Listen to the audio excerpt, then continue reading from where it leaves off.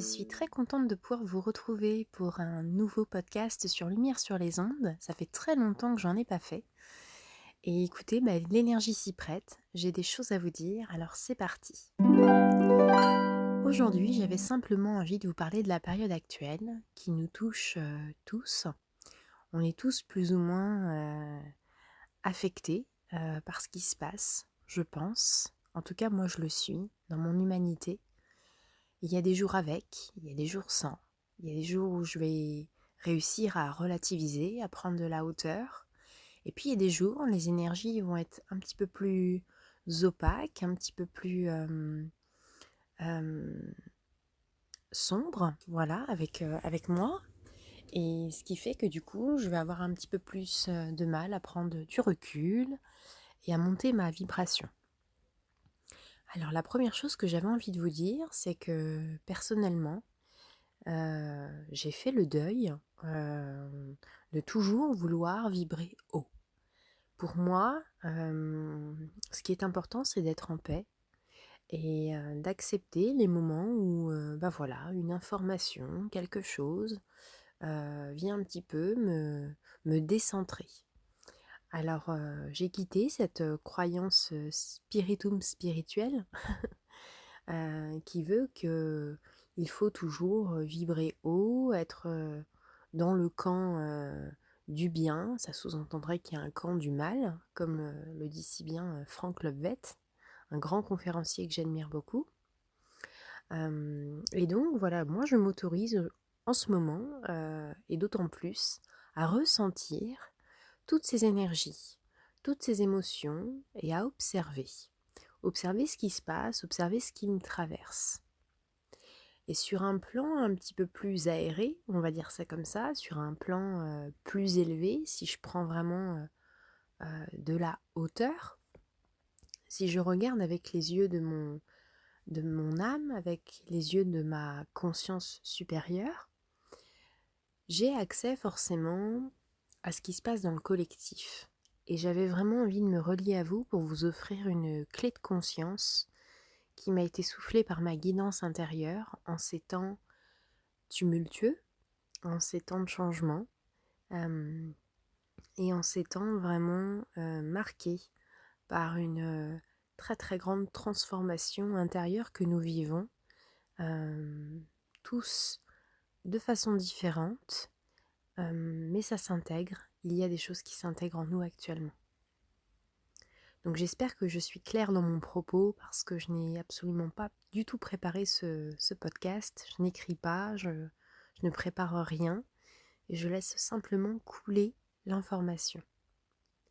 Il m'est donné de vous dire, chers amis, que nous sommes rendus à une période unique et pour que nous puissions comprendre ce qui se passe réellement, on me montre une image que nous pouvons comprendre depuis notre champ de troisième dimension. Nous avons tous un jour regardé, je pense, une série télé. Nous avons tous un jour suivi une série peut-être qui nous a plu. Voilà, peut-être que vous êtes peut-être pas trop série, peut-être que vous êtes plutôt livre. Alors à ce moment-là, faut se référencer à des livres en plusieurs tomes. Par exemple, le tome 1, le tome 2, le tome 3. Voilà. Il m'est donné ça aujourd'hui en exemple de ce que nous vivons. Nous sommes rendus, mes amis, à une seule page, on va dire ça comme ça, ou un seul épisode d'une série. Ce n'est même pas une saison que nous vivons, c'est un épisode d'une série. Alors rappelez-vous, ces fois-là où vous avez peut-être suivi une série, où vous étiez plongé dans un ouvrage, et vous étiez rendu à une page, ou à un épisode où il se passait quelque chose de profondément déstabilisant, peut-être pour le lecteur ou, ou le cinéaste que vous étiez à ce moment-là. Peut-être que vous avez senti une forme de... Vous étiez dedans, quoi. Vous étiez même plus...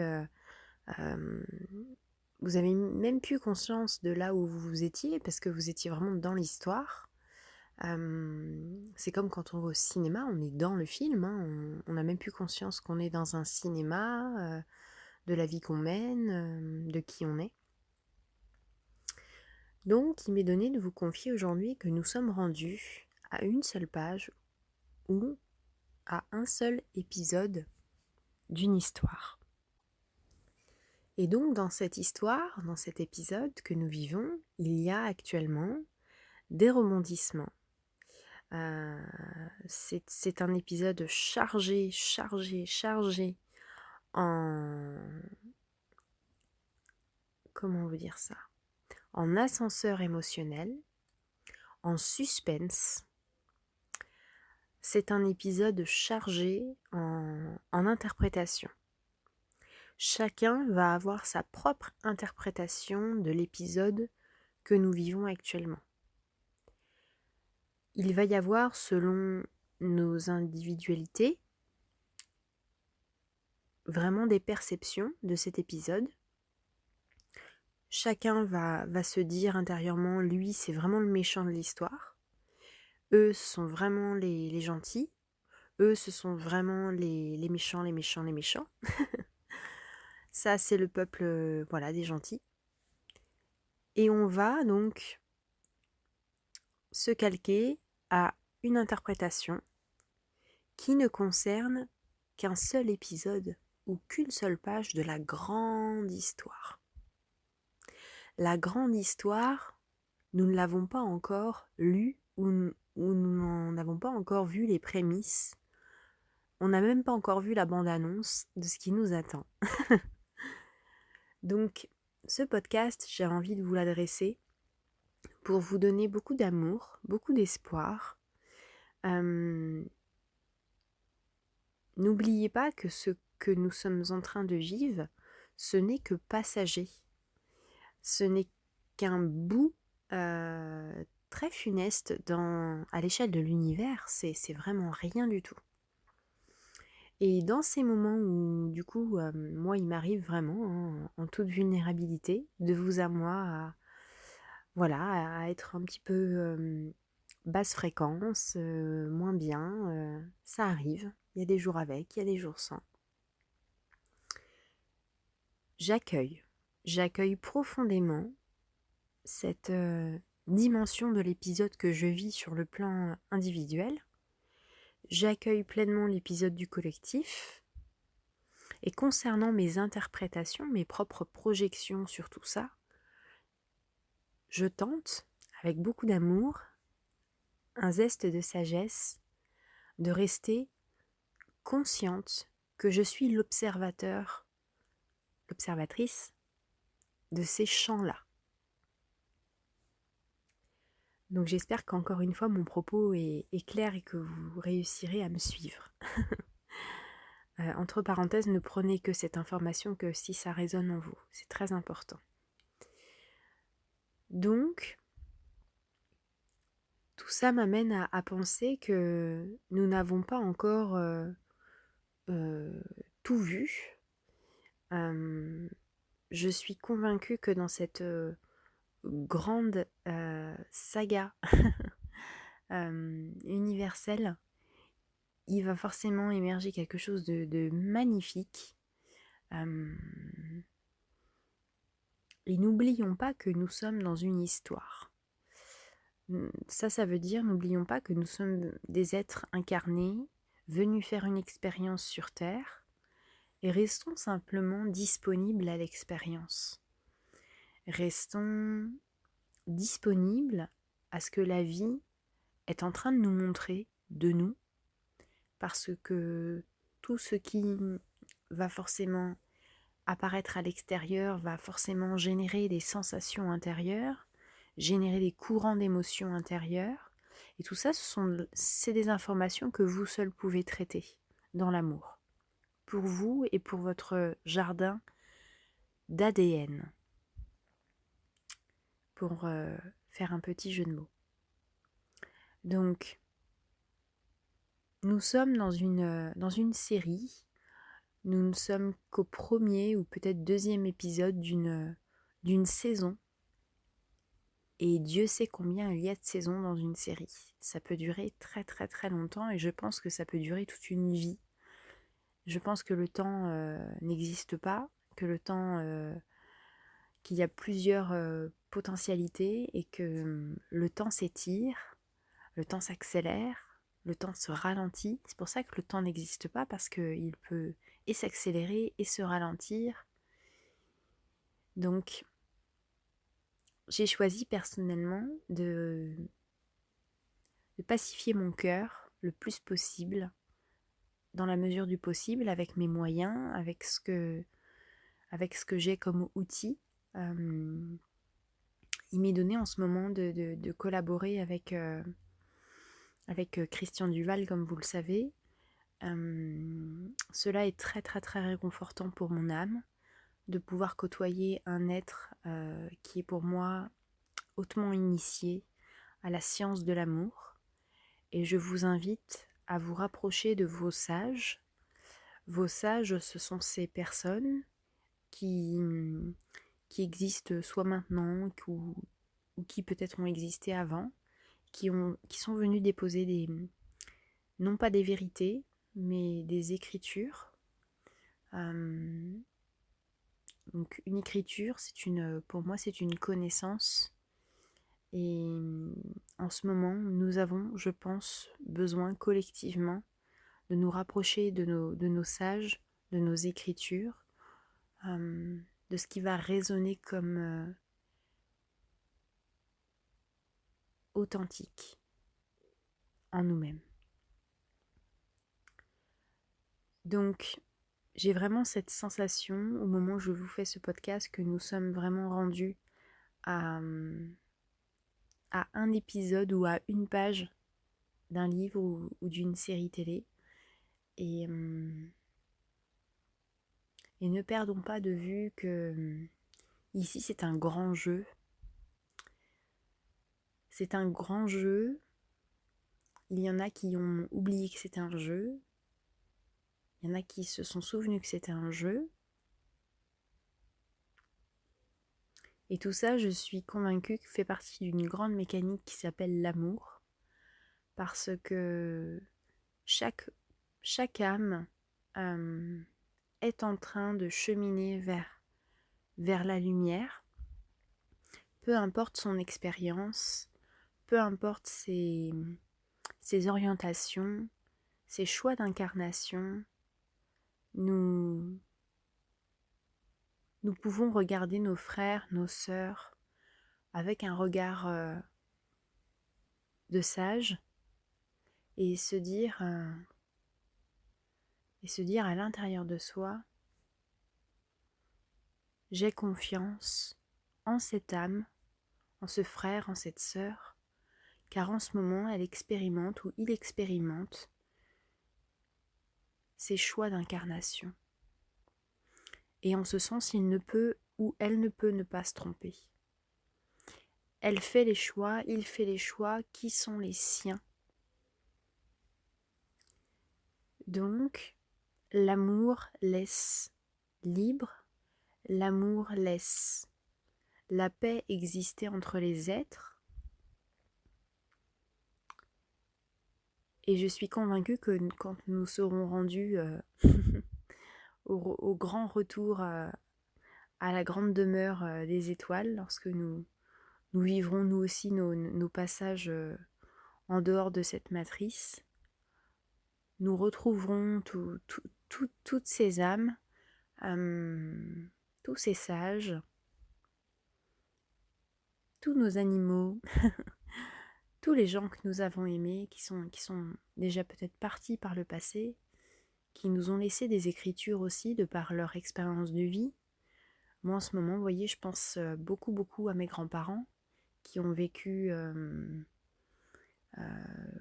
une ou deux guerres. Et quand je voyais mes grands-mères vraiment en fin de vie, dans le fond de leurs yeux, dans le fond de leur âme, dans le fond de leur cœur, il n'y avait même pas de rancœur pour ce qui avait été vécu. il y avait vraiment cet état pacifiste. Donc je sens qu'en ce moment, elle m'accompagne énormément. Et je vous invite aussi à vous relier de cette façon.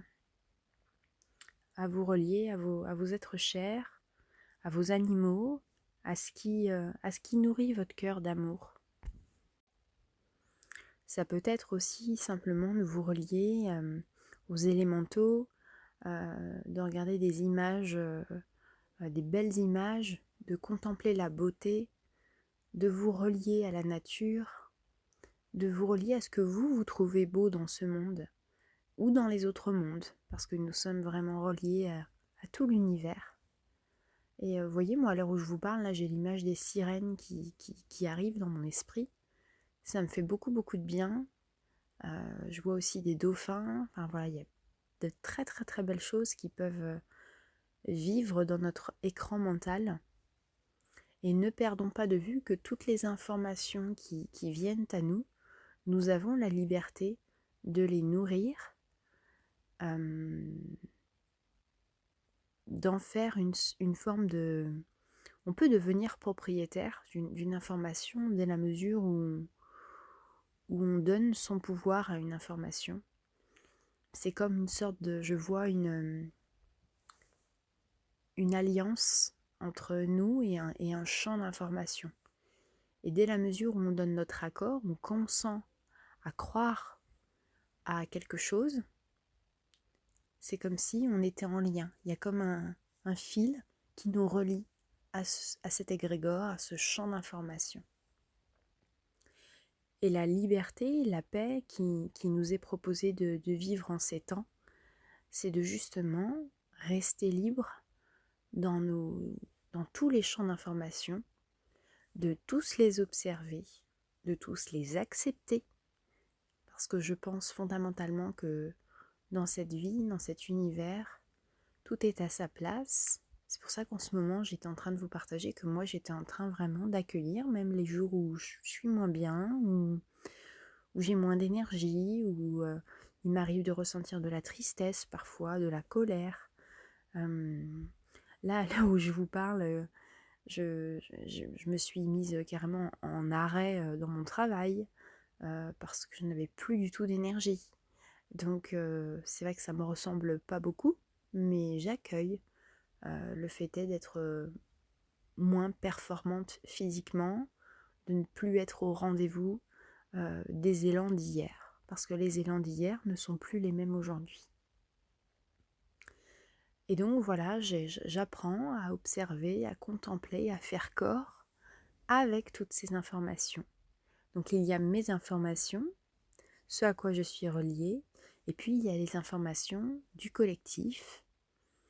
Et donc, en restant focalisée sur l'observateur, l'observatrice que je suis, je reste dans une forme de discernement. Je reste tout simplement dans un état pacifiste ou pacifique, je ne sais plus comment on dit.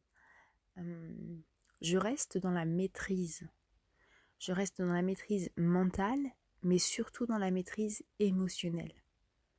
Car je vous invite à vous vraiment vous rendre compte, quand on est par exemple donc dans un film, dans une série, dans un livre et qu'on s'implique vraiment dans l'histoire, on ressent, comme je vous ai expliqué, donc ce qui se passe et on vit l'histoire. On est directement impacté dans notre corps mental et dans notre corps émotionnel. Parce que on ne va plus se dissocier de l'histoire. On est pris dedans. On est comme aspiré par l'histoire. Ce qui fait qu'on va vivre des sensations même corporelles. Moi, je me souviens, il y a des fois, j'ai lu des livres, des romans, j'avais à des passages, j'avais vraiment le cœur qui s'accélérait, le suspense, tout un processus de sensations internes qui vraiment, voilà, ça déstabilise quand même. Et après, une fois que l'histoire est terminée, il y a comme ce soufflet au fromage, vous savez, qui descend là d'un coup. Et on se dit, ah, ça c'est cool. Bon, ça finit comme ça, c'est c'est bien. Voilà, on va parler des, des choses qui se terminent bien. Voilà, ou même s'il y a des choses qu'on a regardées, qu'on a observées, on a peut-être observé des fins dans des histoires qu'on a lues, qu'on a écoutées. On pensait peut-être pas que ça allait finir de cette façon, on n'avait peut-être pas du tout envisagé ce scénario-là. Et dans tous les cas, la sensation, l'émotion, elle retombe à un moment donné. Ce que je vous invite vraiment à faire, à travers ce podcast, à travers ce propos, que vraiment j'ai envie de déposer ici, c'est de rester en tout temps l'observateur afin de ne plus subir d'influence mentale et émotionnelle. De rester dans une forme contemplative de la situation. Alors ça c'est très très très difficile parce que ça demande quand même un effort de l'esprit. C'est pour ça que les écrits, les écritures, ça nous aide énormément. Et que nous pouvons aussi utiliser la prière, c'est un super outil pour demander à nos guides, aux forces de lumière qui œuvrent en ce moment à nos côtés, de nous envoyer les bonnes ondes, de la lumière sur nos ondes et de nous aider à rester dans ce centre, dans cette posture juste de celle qui contemple la situation. Donc voilà les amis, ce que j'avais envie de vous offrir aujourd'hui, de déposer ici, c'est un petit peu décousu. Voilà, complètement imparfait. J'espère que je vous aurai pas trop perdu en cours de route. En tout cas, sachez recevoir tout l'amour et toute la tendresse que j'ai pour cette belle communauté qui est en train de fleurir et de grandir. Sentez-vous encore une fois totalement libre de ressentir voilà, si vraiment ça résonne ou pas en vous, ce genre d'informations. Moi, l'idée de cette chaîne, c'est vraiment de vous accompagner voilà, dans le cœur, dans l'amour, dans l'humour aussi. Voilà, vous avez été nombreux à commenter la vidéo sur la situation sanitaire que j'ai tournée. Et je vous remercie d'avoir accueilli cette autodérision. Je me suis énormément amusée à le faire. Et en ce moment, moi, voilà, j'ai vraiment aussi envie de rire de tout ça, de m'élever dans les hauteurs de l'amour et de rester en haut de la montagne et de contempler. De contempler. Donc il y a des jours avec, il y a des jours sans. Je pense que nous pouvons nous donner beaucoup beaucoup d'amour et d'accueil en cessant d'exiger de nous-mêmes de toujours être bon, performant, spirituel. Voilà, foutons-nous grandement la paix. Ça commence déjà par soi-même. Et puis on pourra peut-être, à partir de là, rayonner la paix pour le monde. Voilà mes amis, écoutez, merci beaucoup pour votre écoute. Je vous dis à très bientôt pour un nouveau rendez-vous dans le meilleur des instants présents. Et je vous dis à très très vite sur Lumière, sur les ondes.